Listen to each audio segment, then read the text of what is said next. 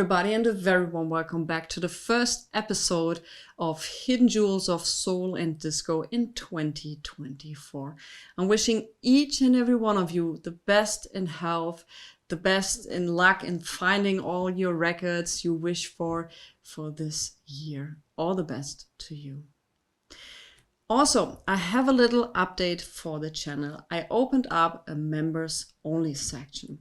And the reason for this is that I'm getting very often requests about record cleaning, very specific questions about the degritter or certain artists or certain versions of a record or other things, which I thought, well, putting this on the main channel could be a little difficult because it's very specific. So I decided to make this section that we can discuss. We will be having regular live streams in English and in German about certain topics. And so I thought this might be the best way to do this. So if you want to join, I was very creative with the name. It is Enter Studio 54. That's the membership, what it's called. And I would love if some of you would like to join, and I'm pretty sure we'll be having a great time. All right, for this first episode this year, I choose a group which I always was very fond of for various reasons. So therefore, this week we are featuring Brenda and the Tabulations.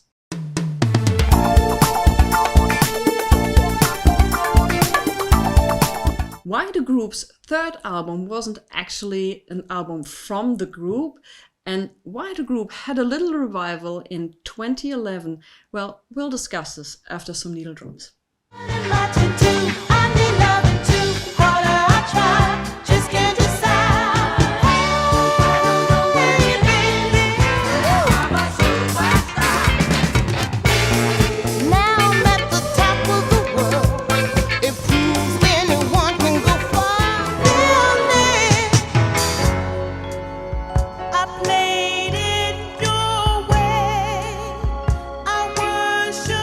Brenda and the Tabulations was a group which was founded in 1966.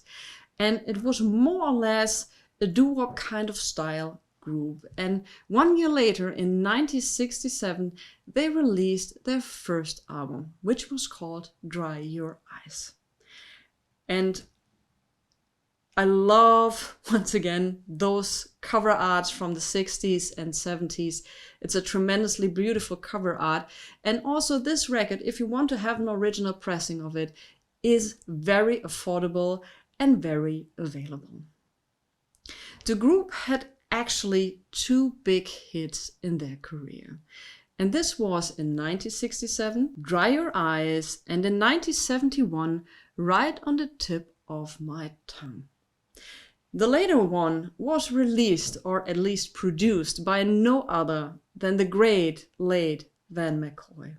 The more episodes I'm doing and the more research I'm doing, I can't help to praise Van McCoy's work. He was involved in so many fantastic artists, so many fantastic songs, and his career was so short-lived. And what he accomplished in such a short period of time that he had in the music business, he had a fantastic legacy. So I can only recommend, if you're into for good disco music, well, Van McCoy is absolutely a way to go.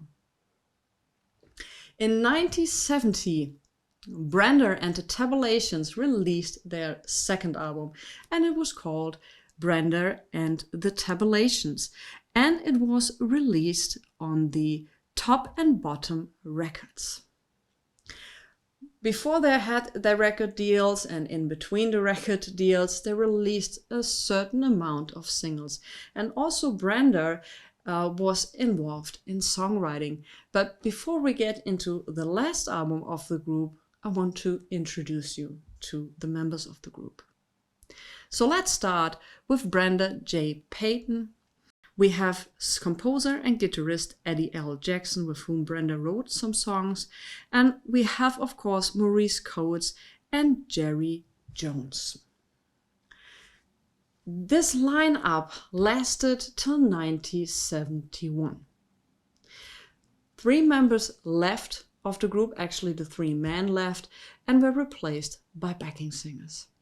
And those backing singers were Bernard Murphy, Pat Mercer, and Deborah Martin. In 1977, Brenda and the Tabulations released their last studio album, and it was called I Keep Coming Back for More. And here it is in all of its glory. You remember when I said in the beginning that this last and third album isn't actually a group effort? Well, it is actually Brenda's solo album. None of the group original members or backing singers were involved in this project, but for marketing reasons, the record company or Brenda herself decided to use the group's name because they had some major hits, they had some minor hits, and the chances were higher that people likely remembered Brenda and the Tabulations. This is the back, and I love the concept of the cover art when she's coming out of the door and she keeps on coming back on the back of the record. The design was done by Gripit. And if you remember the episode with Miss Washburn, we've discussed Gripit. Gripit was one of the leading agencies of the 70s to create cover art. And in my opinion, they did a stunningly great job. I consider most of their works as art and not just as covers for records. So Gripit, if you remember them, they did some tremendously great work. She also released a single from this album. This was called I'm a Superstar and Take It or Leave It. I'm a Superstar is an up-tempo track and Take It or Leave It is a ballad. So you can see it way better. You'll easily find the album and the singles for very cheap money. This record is a par excellence example for disco music, and Brenda really shines through the ballads, so you really hear the power of her. Nothing really happened after the album was released, and the last signs of Brenda and the Tabulations is from 1987, where they released a single, and the single was called Don't Give Up the Love and In the Night on the B-side. And also in 1987 they were introduced in the Philadelphia Music Awards and they were honored. And I think I wish they would have done more, but it's a great finish to the group because the group or people who associated themselves with, they disbanded. So the group really didn't exist after this. In 2011, the group got a little revival because the song The Wash from the 1967 release of Dry Your Eyes, well, that was used in a commercial for Axe. And they really kind of got a little back into the spotlight. Brenda passed away in 2010 at the age of 43, and Eddie, who was an original member, died also a couple of years ago.